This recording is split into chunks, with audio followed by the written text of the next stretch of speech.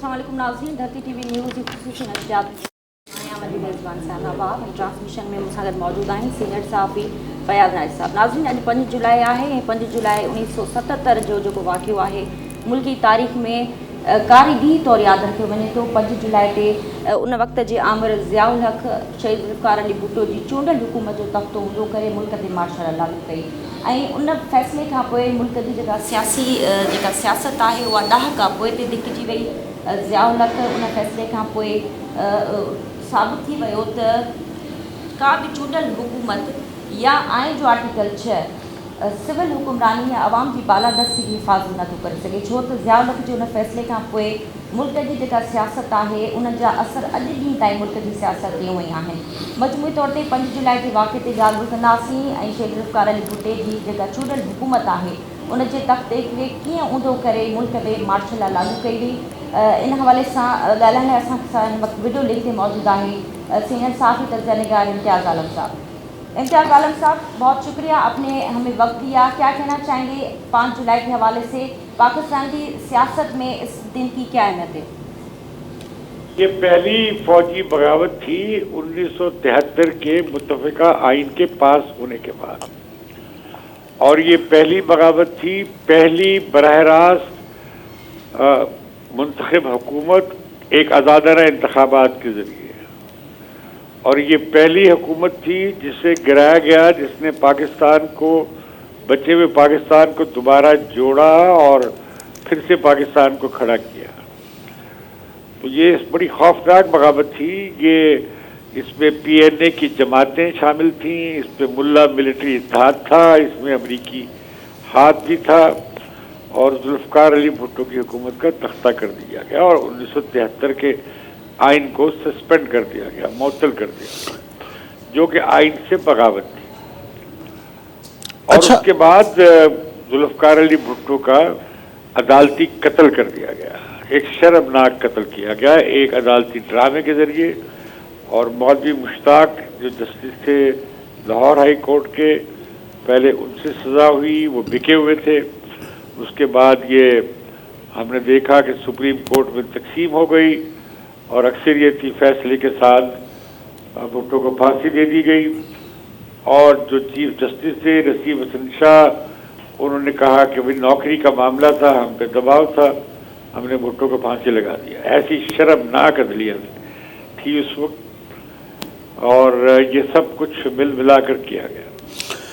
अच्छा इम्तियाज़ साहब, जो on the record फिर प्रोफेसर गफूर साहब ने कहा, हफीज़ पीरज़ादा साहब ने कहा कि PNA के और भुट्टो के दरमियान मामला तय हो चुके थे, तो आपके ख्याल में PNA को उससे कोई अपना बेल आउट मिलता है कि वो तय हो गए थे लेकिन ज़ियाउल हक़ ने अपने तौर पर कुछ कर लिया? नहीं, ये सब कुछ ज़ियाउल हक़ के इशारे पे ये कर रहे थे, और इन्होंने बातचीत को लंबा किया, लटकाया, और जब बातचीत का आखिरी राउंड मुकम्मल हो गया, दुआए खैर हो गई, तो उसके बाद हफीज़ पीरज़ादा ने भुट्टो साहब को मुबारकबाद दी। तो भुट्टो साहब ने कहा कि नहीं, ये मामला ख़त्म नहीं हुआ अभी। अच्छा, जिस तरह आपने ये कहा, सब ये इसलिए कि ये अपनी जिम्मेदारी से तारीखी तौर पे मुंह काला करवाया था PNA की पार्टीज ने, तो वो फिर मासूम बनने की कोशिश करते रहे। बाद आपने देखा नहीं कि PNA की सारी पार्टियां ज़ियाउल हक़ के साथ शामिल हो गई थी कोलिशन में, यहाँ तक कि वली खान ने कहा कि पहले शाम को मारो। और असगर खान की वो बात भी याद है कि और असगर खान भी वो अटक पुल पे चढ़ा रहे थे। तो ये जो सारा मामला था, ये खौफनाक मामला था। इस मुल्क में फौज के साथ साथ यानी जो फौजी आमिर थे और ये जो एडवेंचरर्स, इनके साथ साथ ये पार्टियां भी शामिल होती रही। अच्छा, जो भुट्टो साहब ने कहा था कि उसके ऊपर इंटरनेशनल प्रेशर है, और वो जो कह रहे थे कि हेनरी किसिंजर ने धमकी दी है, कोई इंटरनेशनल फोर्सेस भी थी उस सारे मामले के पीछे? हाँ, ये तो बड़ा ऑब्वियस था। वो जो खत भुट्टो साहब लेकर गए लियाकत बाग लहराते हुए, उन्होंने कहा था कि भाई ये हम we will make an example out of you. ہم آپ کو ایک نشان عبرت بنا دیں گے. تو آپ کے خیال میں اس کے بعد کا جو پاکستان ہے 5 جولائی 1977 کے بعد کا جو پاکستان ہے اور آج جس جگہ پہ ہم کھڑے ہوئے ہیں تو اس کی 5 جولائی کو کیا ریلیونس ہے آج کے پاکستان کے ساتھ؟ تو ریلیونس ہے. بھٹو تاریخ میں امر ہو گئے اور ضیاء الحق کا نظریہ پاکستان میں کامیاب ہو گیا. ضیاء الحق کا نظریہ کامیاب ہو گیا؟ جا اس کو تھوڑا الیبریٹ کریں گے سر؟ مسلم لیگ نواز ضیاء الحق کے نظریے پہ قائم ہے, اس کی پیداوار ہے. یہ جو ہمارے اپنے آپ کو کہتے ہیں طالبان کے دوست اور وہ خود ہی کہتے ہیں کہ لوگ تانا دیتے ہیں, حالانکہ وہ مجھے لگتا ہے کہ طالبان کی حکومت کو ماننے والوں میں شامل ہوں گے, ریکگنائز کرنے والوں میں. آپ کا سارا بیانیہ ملک کا اسلامی ہے, یعنی مذہبی جماعتوں کو دیا ہوا ہے. تو دوسرا سیکولر یا پروگریسو جو ویو ہو سکتا ہے وہ پول نہیں کھڑا, اس کے لیے پیپلز پارٹی بھی نہیں کھڑی ہو رہی. لیکن آپ نے دیکھا کہ 80 کی دہائی کی موومنٹ اور پھر مشرف کے دنوں کی موومنٹ اور پھر جو ہے سلمان تاثیر جیسے لوگوں کی شہادتیں, شہباز بھٹی جیسے لوگوں کی شہادتیں, تو بیانیہ تو وہ کسی حد تک کسی نہ کسی فارم میں چل تو رہا ہے. نہیں, یہ لوگ وکٹم بنے ہیں اس بیانیے کے. اب وہ تو چھوٹی چھوٹی حقوق کی بات تھی نا, اقلیتوں کو بھی کسی کو ناجائز پھانسی نہ لگاؤ. کوئی یہ لوگ کھڑے ہو کر کوئی سیکولر ریاست کو مذہب سے علیحدہ کرنے کی بات اور مذہبی جماعتوں کو سیاست سے, مذہبی جماعتوں کو کیوں سیاست میں حصہ لینا دیا جائے؟ وہ تو جمہوریت میں یقین رکھتی نہیں ہے, اور اگر وہ لے جیسے کہ کرسچن سوشل ڈیموکریٹک پارٹیز ہیں تو یہ بن جائیں مسلم ڈیموکریٹک پارٹیز. یہ ریپبلک کو مانے, یہ تو ریپبلک کو مانتے ہی نہیں ہے, حالانکہ 73 کے آئین کو مانتے ہیں. لیکن ضیاء الحق کی لائی ہوئی تبدیلیاں جتنی بھی ہیں آئین میں آربیٹری, اس پر جمیعت علماء اسلام اور میرے دوست فضل الرحمان ڈٹ کے کھڑے ہو جاتے ہیں. لیکن 18ویں ترمیم میں تو کافی چیزیں تو ایبولش کی 18ویں ترمیم میں مذہبی جو اسلامی جو ترامیم تھی انکلوڈنگ 62-63 میں وہ نہیں نکالے گی, مولوی ویٹو کر دیتے ہیں. اس میں تو شاید کچھ ہمارے نون لیگ کے دوستوں نے بھی کچھ اس طرح کہا تھا کہ وہ شاید ہونا چاہیے. ہاں تو پھر بھگت لیا, پھر وہ جو ہے صادق اور امین نہیں رہے, نواز شریف بھگتے ہیں ہم اسے. امتیاز صاحب, آپ پرانے ایک پولیٹیکل اینالسٹ بھی ہیں, صحافی بھی ہیں, پولیٹیکل ایکٹیوسٹ بھی رہے ہیں. آپ کے خیال میں کیا یہ محض اتفاق ہے کہ 77 میں ایک حکومت کا تختہ الٹا جاتا ہے اور 79 میں پھر سوویت فورسز اور یہ سارا چکر امریکہ کے ساتھ گٹھ بندھن ہوتا ہے, اور پھر اسی طرح کا ہمیں ریپلیکا نظر آئی کہ 99 کے اندر ایک حکومت ختم کی گئی اور 2001 کے اندر 9/11 ہو گیا, پھر امریکہ کے گٹھ بندھن میں ہم چلے گئے. یہ اتفاقات ہیں محض یا یہ کچھ؟ لیکن اس طرح آپ اتنی بڑی سازشی تھیوری بلڈ نہ کریں جس کا بوجھ میں نہیں اٹھا سکتا. بھائی دیکھیے نا, افغانستان میں روسی فوجوں کے آنے کے حالات اپنے علیحدہ تھے. اچھا, اور پھر امریکہ کے اس کے جواب میں کاؤنٹر ریولوشن کرنے کے لیے ضیاء الحق کی سرپرستی جو تھی اس کے جواب میں تھی. ضیاء الحق کو اتنا لمبا عرصہ اقتدار میں نہ رہتے اگر یہ سرد جنگ نہ ہوتی اور امریکہ کو ضیاء الحق کی ضرورت نہ پڑتی, اور وہ بھول گئے انسانی حقوق اور جمہوریت. بڑا ہانگ کانگ پیٹتے ہیں, وہ بڑا چین کے خلاف محاذ بنائے ہوئے ہیں. پاکستان میں ہر عامر کو انہوں نے سپورٹ کیا. مشرف کو شروع میں خوب برا بھلا کہا کلنٹن نے, بعض دفعہ پھر کیا ہوا, مشرف آنکھ کا تارا بن گیا امریکی صدر کا, اور پھر آپ نے دیکھا کہ پاکستان اس جنگ میں فلی ملوث ہو گیا. हेलो जी सर, तो ये और जो आप देख लें, बड़ी दिलचस्प बात है, आप देखें कि पाकिस्तान कहाँ निकला है उस ज़ियाउल हक के उस सारे उससे। जी आज मुझे याद आ रहा है कि जो बात कही थी नजीबुल्लाह ने कि डॉक्टर भाई नजीबुल्लाह ये जब अफगानिस्तान तक आप वाले, ब्रॉड बेस्ड एक पीस एग्रीमेंट करें और बैठें, वरना अफगानिस्तान तबाह हो जाएगा। और उन्हें वार्निंग दी थी और वो वायदा हुआ था जो जिनेवा का, जिसपे ज़ियाउल हक ने निकाल दिया था जुनेजो को। तो उस वायदे के तहत जो बात थी, तो उसके बाद वो वायदा तोड़ दिया गया और आप ले आए मुजाहिदीन को। आज वही सूरत है जो नजीबुल्लाह की हुकूमत के खात्मे के वक्त पोजीशन थी। नजीबुल्लाह तो फिर 2 साल खड़ा हो गया था सोवियत यूनियन के बगैर भी। आज फिर वही सूरत है कि कहा जा रहा है कि तालिबान आ रहे हैं, ये हुकूमत गिर जाएगी और ये फौज बिखर जाएगी, ये कह रहा है ना पेंटागन। जी तो ये कितने साल की बात है?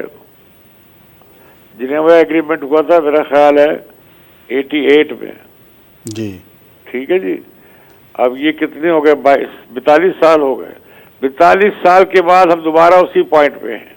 हम फिर तालिबान, जिन्हें 20 साल तक हमने रखा यहाँ महफूज, उनकी यहाँ पे रही, कोयटा शुरा रही, उनकी हक्कानी नेटवर्क रहा, हम पे इल्ज़ाम लगता रहा, हम इनकार करते रहे, और अब वो जा रहे हैं तो अब खला पैदा हुआ है और वो अमरीकी चले गए हैं और वो विक्ट्री क्लेम कर रहे हैं। और ये कि हमने एक और सुपर पावर को शिकस्त दे दी, उनके सामने कौन खड़ा होगा? अब या तो आप उसे मानेंगे हुकूमत को, या आप क्या कहेंगे, अच्छा जी आप जाने, आपका काम जाने, हमारा क्या ताल्लुक है आपसे। मतलब तो 77 5 जुलाई को जो ये सान्या हुआ, एक इलेक्टेड हुकूमत, जो first elected government of Pakistan थी, हाँ, उसको जो तोड़ा गया, तो उसके साथ साथ पाकिस्तान की जो फॉरेन पॉलिसी थी वो बिल्कुल मर्सनरी के तौर पर चली गई। हाँ, ज़ियाउल हक देखिए ना, ज़ियाउल हक ने अपने पैटी इख्तियार के लिए पूरे कबायली इलाके और पूरे पाकिस्तान को दहशतगर्दों का मरकज बना दिया।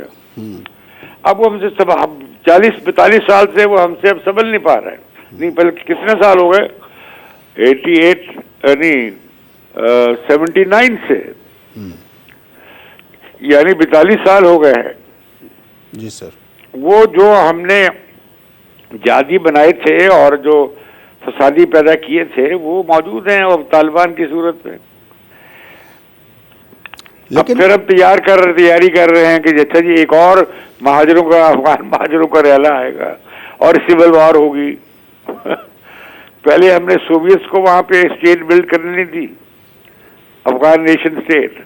फिर अमरीकियों ने 20 साल करने की कोशिश की, हमने दोनों को डिस्टर्ब कर दिया। हम ले मजा इसका अफगानिस्तान के। हम क्यों कहते हैं कि जी हम अफगानिस्तान का अमन पाकिस्तान के अमन से जुड़ा हुआ है, हमारे इंटरेस्ट में, हम झूठ बोलते हैं।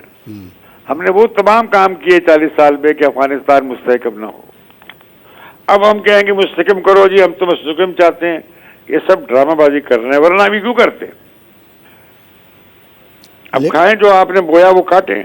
लेकिन क्या इस वक्त जो हम कह रहे हैं कि हम अड्डे नहीं देंगे और ये नहीं करेंगे, तो क्या हम वाकईतन अपनी खारजा पॉलिसी को आज़ाद कर रहे हैं? सवाल ही सारा मीडिया मकबूजा हो चुका है। आप सही सवाल पूछते ही नहीं है।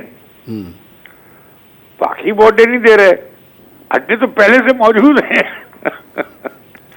वो जो एयर स्पेस यूज करेंगे वो उनका वायदा है 2001 का। आपने कहा है, किसी ने सवाल पूछा है मीडिया में जी क्या वो जो 2001 का ग्राउंड का और एयर कम्युनिकेशन के जो मायने हैं दो, वो खत्म हो गए या नहीं हुए?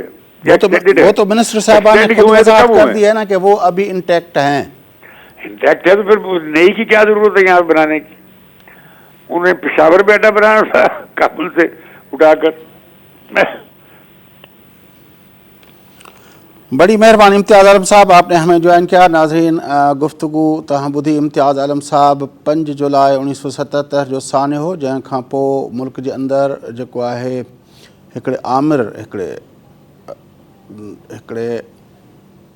जाहिल क़िस्म जे आमिर कोताह नज़र ऐं आमिर जेको आहे उहो न सिर्फ़ु मुल्क जे इक़्तिदार आला ते कब्ज़ो कयो जेको ग़ैर आइनी ऐं ग़ैर क़ानूनी हो, पर उन सां गॾोगॾु उन जेको उन जे पस मंज़र में पोइ जेके वाक़िया थिया जिन ते इम्तियाज़ आलम साहब थोरी रोशनी विझी रहियो हो, त उन जे तनाज़ुर में पाकिस्तान हिकु जेका आज़ाद परॾेही पॉलिसी जो बुनियादु रखियो हुयो ज़ुल्फ़िकार अली भुट्टो साहब, उन्ही खे जेको आहे रिवर्स करे पंहिंजे ग़ैर आइनी ऐं ग़ैर क़ानूनी हुकुमरानी खे जेको आहे ड्रेक ॾियण लाइ हुन जेको आहे पाकिस्तान जी परॾेही पॉलिसी मुकमिल तौर ते कंप्रोमाइज़ करे अमेरिका जे हवाले करे छॾी। ऐं न सिर्फ़ु इहो थियो बल्कि अमेरिका जे बि अहिड़े हवाले कयईं जो अमेरिका जे पारां हिते असां वटि जिहादी ठाहिण जूं फैक्ट्रियूं क़ाइमु थियूं। पूरो जेको आहे असांजो नादरन इलाइक़ा जेके हुया फाटा वारा ॿिया सभु जेके आहिनि उहे उनजे हवाले थिया ऐं उते कैंप्स तयारु कयूं वियूं, ट्रेनिंग्स ॾिनियूं वियूं, माण्हुनि खे जेको आहे जिहादी बणायो वियो ऐं उहे वञी अफ़गानिस्तान जे अंदरि उन्हनि झेड़ा शुरू कया, मार धाड़ शुरू कई ऐं असां सम्झो पिए त इहो शायदि वॾो कारनामो पियो थिए, पर पोइ उहा रिपरकशन असां वटि आई ऐं अहिड़ी आई जो असांजूं मस्जिदूं महफ़ूज़ न रहियूं, असांजा जेके आहिनि पंहिंजो इमाम बारगाहूं महफ़ूज़ न रहियूं, असांजे बुज़ुर्गनि जूं मज़ारूं दाता खां वठी कलंदर ताईं उहे शयूं महफ़ूज़ न रहियूं, असांजा मासूम ॿार जेके आहिनि उहे महफ़ूज़ न रहिया। मलाला खां वठी आर्मी पब्लिक स्कूल पेशावर ताईं जा वाक़िया असांखे ॿुधाइनि था पिया त असांजो को शहर महफ़ूज़ न रहियो, का घिटी महफ़ूज़ न रही, हता की असांजे GHQ जे अंदरि जेके आहिनि उहे दहशतगर्द पहुचण में कामयाबु थी विया। इहा उहा फ़िज़ा आहे जेका 1977 जे साने खां पोइ इन्हनि ताले आज़मन ठाही ऐं उनखां पोइ असांजी मईशत, असांजी जेका आहे तरक़ी, उहा त सभु पंहिंजी जाइ ते हली वियूं। असांजे मुल्क जे अंदरि तालीम ऐं सिहत जा मामला पोइते हलिया विया, छाकाणि त असां हिकु अहिड़ी जंग जे वर पाण खे चाढ़े छॾियो जेका जंग असांजी हुई कोन, उहा जंग असां उन में हिसो थियासीं ऐं उहो जनरल ज़िया जेके पंहिंजे हिकिड़े ज़ाती हुकुमरानी जे करे मुल्क जे करोड़े माण्हुनि खे जेको आहे उन बाहि जे वर चाढ़े छॾियो। उहा बाहि अहिड़ी बाहि जंहिंमें अॻिते हली ज़ुल्फ़िकार अली भुट्टो जी जीअं इम्तियाज़ आलम साहब ॿुधायो पिए त उन जी शहादत थी ऐं हिकिड़ो जुडिशल मर्डर थियो। उहो पाकिस्तान जी जेका अदालती तारीख़ आहे उन जो हिकिड़ो कारो बाब जेको आहे उहो लिखियो वेंदो। जीअं नसीम हसन शाह खे हुन कोर्ट पिया कयो त हुन चयो ऐं मौलवी मुश्ताक जेको हुयो लाहौर हाई कोर्ट वारो, इहे समूरा जेके जज जहिड़े मोतबर मनसब ते वेठल माण्हू हुया, उहे जेके आहिनि असांजे उन समूरे जेको असांजे अदालती निज़ाम जे मथां हिकिड़े कारे दाग़ जे तौर ते अॼु बि लेखिया वञनि था पिया। ऐं बदक़िस्मती सां अदालतुनि सां जेका इहा हथ चुराइण जो सिलसिलो शुरू थियो, अॼु ॾींहं ताईं पाकिस्तान जे अंदरि अदालती सिस्टम जे मथां आङिरियूं खॼनि थियूं। ऐं तव्हांखे यादि हूंदो त मौजूदा वज़ीर आज़म इमरान ख़ान 13 जे चूंडुनि जे बारे में इहो चवंदो हुयो त उहो बि उन वक़्त जे चीफ जस्टिस खे ब्लेम कंदो हुयो। हिन वक़्तु जेके केसिस हलनि था, जज अरशद मलिक खां वठी अलाए ॿिया केतिरियूं ॻाल्हियूं हलनि थियूं पियूं, त असांजो अदालती निज़ाम जेको आहे उहो बि 5 जुलाई खां पोइ जेको आहे उन खे जहिड़े नमूने सां मिसयूज़ कयो वियो, क्रश कयो वियो ऐं पंहिंजो पावर कॉरिडोर्स जे अंदरि हुनखे प्रेशर ॾेई जेको हुन खां फ़ैसिला वठण जो सिलसिलो शुरू थियो। असांजो अदालती निज़ाम उहो कंप्रोमाइज़ थी वियो, असांजो फॉरेन पॉलिसी जेका आहे उहा कंप्रोमाइज़ थी वई ऐं ज़ुल्फ़िकार अली भुट्टे जेको पाकिस्तान जे अंदरि अवाम दोस्त मईशत जा बुनियाद रखिया हुया, जंहिंमें नेशनलाइज़ेशन ऐं जेको पंहिंजो लैंड रिफॉर्म्स जी ॻाल्हि हुई, उहा जेकॾहिं सिलसिलो अॻिते वधिया ऐं पाकिस्तान जे अंदरि इंडस्ट्रियलाइज़ेशन जा जेके हुन बुनियाद रखिया, उहे जेकॾहिं स्टील मिल खां वठी हैवी मैकेनिकल कॉम्प्लेक्स खां वठी इहे ॿियूं जेके सनअती तरक़ियूं थियूं, उहा जेकॾहिं असां अॻिते वधनि हा, पर बदक़िस्मती सां उहे समूरो कुझु रुकिजी वियो। नतीजे तौर ते असांजो मज़दूर, असांजो हारी, असांजो पोरियत, असांजो शागिर्द, असांजी औरतूं, असांजा ॿार जेके आहिनि उहे तरक़ी जे उन सफ़र खां बिल्कुलु उन रस्ते तां हटाए करे उन्हनि खे जेको आहे बुख ऐं बेरोज़गारी ऐं लाचारी ऐं बेवसी जे वर चाढ़ियो वियो। नतीजे तौर ते पाकिस्तान अॼु बि जेको आहे इंसानी हक़नि जे हवाले सां, गुरबत जे हवाले सां ऐं तरक़ी जे हवाले सां इंतिहाई पसमानदा मुल्कनि में शामिलु थिए थो पियो। इन्हनि सबूरनि ख़राबियुनि जी जेका बुनियादु आहे उहा 5 जुलाई 1977 आहे, छाकाणि त पाकिस्तान जी तारीख़ खे जेकॾहिं पाण ॾिसूं त पाकिस्तान जी तारीख़ 1947 में जॾहिं पाकिस्तान आज़ादु थियो, उहो क़ाइद आज़म मोहम्मद अली जिन्नाह साहब जे कोशिशुनि सां पाकिस्तान आज़ादु थियो। उहो पाकिस्तान जेको क़ाइद आज़म मोहम्मद अली जिन्नाह जो पाकिस्तान हुयो, उन्ही पाकिस्तान जे मथां अयूबी ऐं याहिया जे मार्शल लॉ जे नतीजनि में उहो पाकिस्तान 1971 में ख़तमु थी वियो, टुटी वियो, छाकाणि त बांग्लादेश जेको हुयो उहो जेके ईस्ट पाकिस्तान हो उहो बांग्लादेश थी वियो। नतीजे तौर ते असां उहो पंहिंजो उहो जेको क़ौमी नज़रिये जे बुनियाद ते इस्लामी बुनियादनि ते जेको पाकिस्तान ठहियो हुयो उहो ख़तमु थी वियो।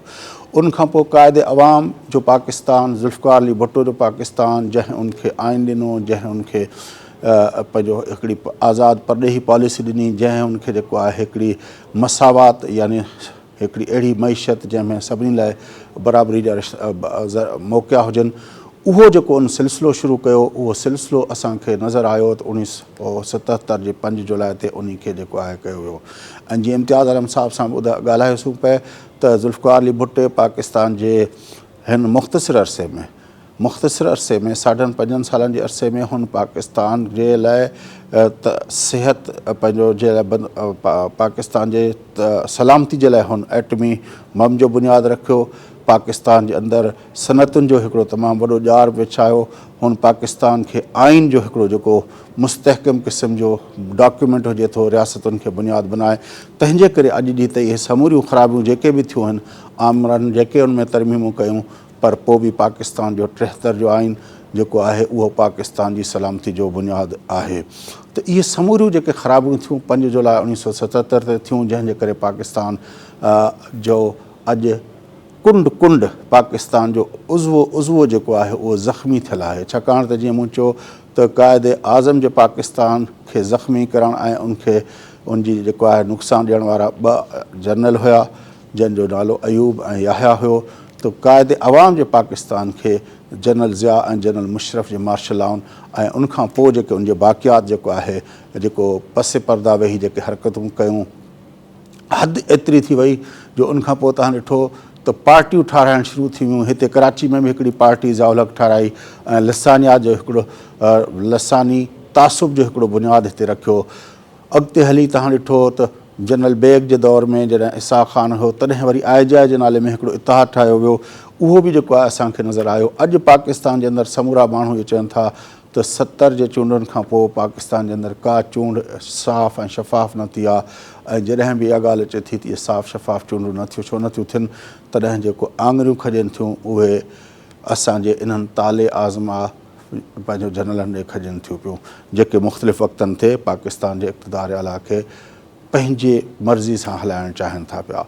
बहरहाल 5 जुलाई पाकिस्तान जी तारीख़ जो यकीनी तौर ते हिकु उहो अहिड़ो ॾींहुं आहे जेको तमामु ख़ौफ़नाक आहे। ऐं इम्तियाज़ आलम साहब जेका ॻाल्हि कई त ज़िया जो नज़रियो कामयाबु थी वियो ऐं भुट्टो अमर थी वियो। भुट्टो बिल्कुलु अमर थी वियो। अॼु बि पाकिस्तान जे कुंड मां, गली गली मां, पाकिस्तान जे शहरनि मां, कश्मीर खां कराची ताईं, बुलान खां ख़ैबर ताईं, समूरी वादियुनि जे अंदरि ज़िंदा है भुट्टो, ज़िंदा है जो नारो लॻंदो रहे थो पियो। ऐं माण्हू अॼु बि जेको आहे उन ते कारबंद आहिनि। माण्हू अॼु बि जेको आहे पाकिस्तान जे अंदरि पाकिस्तान जो अवाम हक़ीक़ी जमहूरियत जी बहाली जे लाइ जदोजहद करे थो पियो। ऐं उन जदोजहद जा मुख़्तलिफ़ मंज़र असांखे नज़र आया। असांखे MRD जी सूरत में उहे मंज़र नज़र आया जिते शहीद राणी मोहतरमा बेनज़ीर भुट्टो पाण जे ऐं उनजी माउ असां जमहूरियत जी मड़ नुसरत भुट्टो साहिबा जेको आहे जेल जूं सोबतूं सठियूं, न सिर्फ़ु पर इहो बल्कि उन वक़्तु जो तव्हां ॾिसो त शाहनवाज़ भुट्टो जी शहादत हुजे या उनखां पोइ वरी अॻिते हली मीर मुर्तज़ा भुट्टो जी शहादत हुजे, भाइरनि खां वठी अलाए केतिरनि पंहिंजे सियासी कारकुननि ऐं जानिसारनि जूं शहादतूं जेके आहिनि उन्हनि ॾिठियूं। तकलीफ़ जो दौरु उन्हनि ॾिठो। बाह ऐं पंहिंजो इनजो हिकिड़ो सफ़र हुयो जेको उन्हनि बाह मां गुज़री जेको तय कयो ऐं आख़िर वक़्त ताईं पंहिंजी उन वालिद पंहिंजे क़ाइद ज़ुल्फ़िकार अली भुट्टो जे अवाम दोस्त पाकिस्तान हक़ीक़ी जमहूरियत बदल पाकिस्तान जो झंडो बुलंद कंदे 27 डिसंबर 2007 ते शहादत जो जाम नोश फरमायो। पर उनखां पोइ उहो सिलसिलो जेको आहे उते रुकियो कोन। उहो अलम जेको आहे उहो जहिड़े नमूने सां हथनि में आयो। पार्टी जी क़यादत में, पार्टी जी क़यादत जे मथां जेके प्रेशर हुआ, जेका सवेर ॻाल्हि पे कईसीं त सलमान तासीर खे शहीद कयो वियो, उनजी हुकूमत हूंदे सिटिंग गवर्नर खे वफ़ाक़ी काबीना जो मेंबर जेको आहे पंहिंजो शहबाज़ भट्टी खे शहीद कयो वियो। इहे समूरनि प्रेशर्स हूंदे बि पार्टी क़यादत जेका आहे आसिफ अली ज़रदारी जी सरबराही में 18 तरमीम वसीले मुल्क जे अंदरि जेको आइन जे अंदरि जेके मुशरफ़ ऐं ज़िया ख़राबियूं कयूं हुयूं उन्हनि खे ख़तमु कयो ऐं उहो सिलसिलो अॼु जेको आहे हलंदो थो अचे। अॼु बि जॾहिं पाकिस्तान जे अंदरि जेके 18 जूं चूंडूं थियूं उनमें पाकिस्तान पीपल्स पार्टी जे चेयरमैन जनाब बिलावल भुट्टो ज़रदारी साहब पहिरीं तक़रीर में जेको आहे उन्हनि चूंडनि जे बारे में जेको हिकिड़ो लफ़्ज़ इस्तेमालु कयो, प्राइम मिनिस्टर खे सिलेक्टेड चई ऐं उनखां पोइ इहो बहस हलियो त सिलेक्टर केरु आहे, सिलेक्टेड केरु आहे। त बिल्कुलु वाज़े हिकिड़ी जेका आहे लाइन उहा हलंदी थी अचे। ज़ाहिर आहे उनजा रिपरकशन्स थियनि था पिया, उनजे लाइ क़ुर्बानियूं जेके आहिनि उहे ॾियणियूं पइजी वञनि थियूं, पर इहा जंग अञा जारी आहे ऐं पाण हिते वक़फ़ो वठूं था। वक़फ़े खां पोइ 5 जुलाई जे हवाले सां वधीक गुफ़्तगू कंदासीं।